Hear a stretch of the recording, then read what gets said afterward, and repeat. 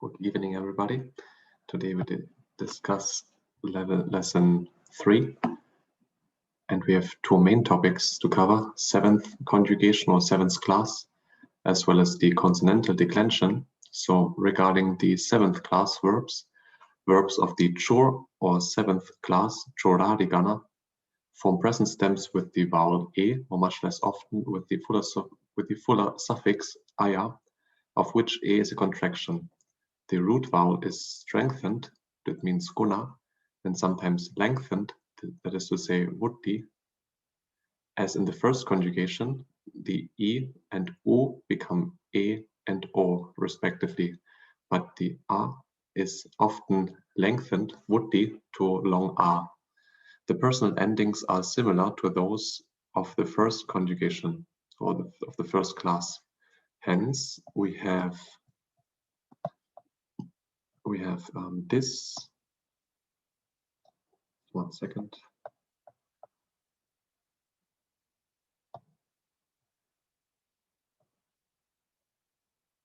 From this to teach, we have deseti, desenti, desesi, deseta, desemi, desema. Similar conjugated verbs are kat, kateti, he relates, he tells, kam, kameti, he laughs, chat, chadeti, he throws away, he abandons, pa, nyap, panyapeti, he prepares, he declares, dareti, he holds or he wears, he has, he accepts, or even he remembers. Manteti, he takes counsel or he discusses. Amanteti, he addresses. Vancheti, he deceives. Abhivadeti, he salutes, he greets, he takes leave. Nivaseti, he dresses. Patisamvedeti, he feels, he experiences something to be something. Nibeteti, he untwists, he unravels, he explains, or he rebuts. This is the vocabulary for the seventh class of verbs, and here's a small footnote. What is a small footnote on the seventh class? Some grammars reckon this as the eighth conjugation. There are in practice 6 conjugations in Pali, the so-called fourth svardigana, containing only one verb actually used in the canon, which moreover is itself usually conjugated according to the fifth conjugation. Most of the old Pali grammarians reckon 7 conjugations. Some, by splitting the fifth, make 8. Each conjugation, gana, is named after one of the roots belonging to it. So, meaning there are different ways how to count the conjugation. However, it is not absolutely essential that whether it's 8 classes or 7 classes or so on. What is more important is that you understand there are certain classes, and the verbs belonging to the same class, they have similar rules with which they are formed and similar patterns then. Regarding the declension of the consonantal declension of Bhagavant, Brahman, and Rajan, a few nouns in stems other than short a are of common occurrence. The usual title for the Buddha in Pali texts has the stem form Bhagavant, meaning the fortunate, the bountiful, the master. Translations vary, the blessed one or the exalted one.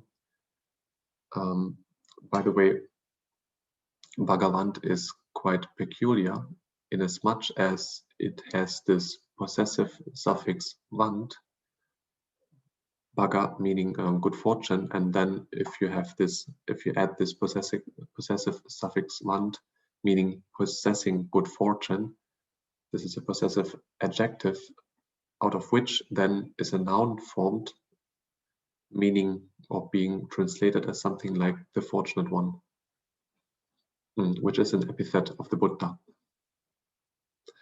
So as regards to declension, singular, Bhagava, nominative singular, and Bhagavantam, and plural, Bhagavanto. He says, except in the masculine declension in short a and in the present participle, the accusative plural is always the same as the nominative. So this makes it a bit easier. Moreover,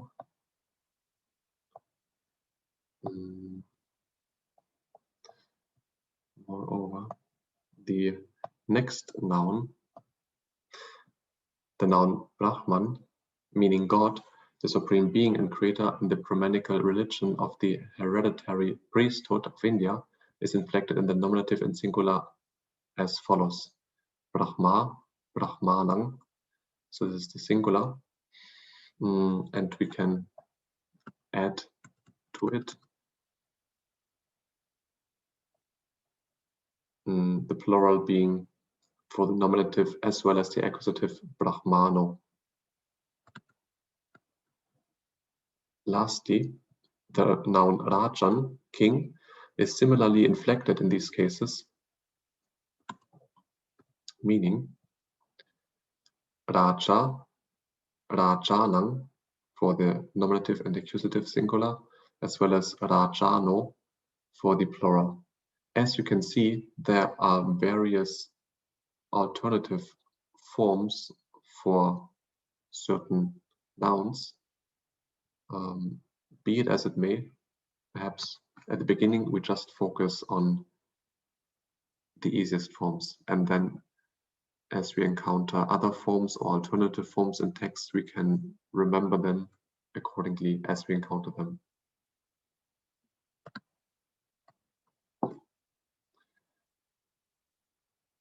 Lastly, the nouns for this lesson, the masculine nouns in short a, kalo, time, opportunity or proper time, or even appropriate time, pachayo, condition or cause, bharo, burden or load, labho, gain, vipako, result, viharo, life, way of life, dwelling, also used figuratively of a mental state, for example, happiness.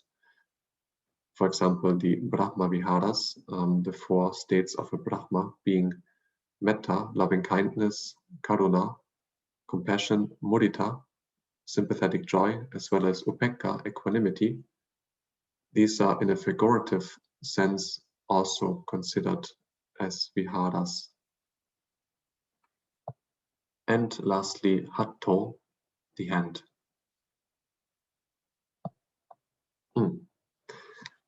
Punadasanaya, tava vaveya, suvam mangalam.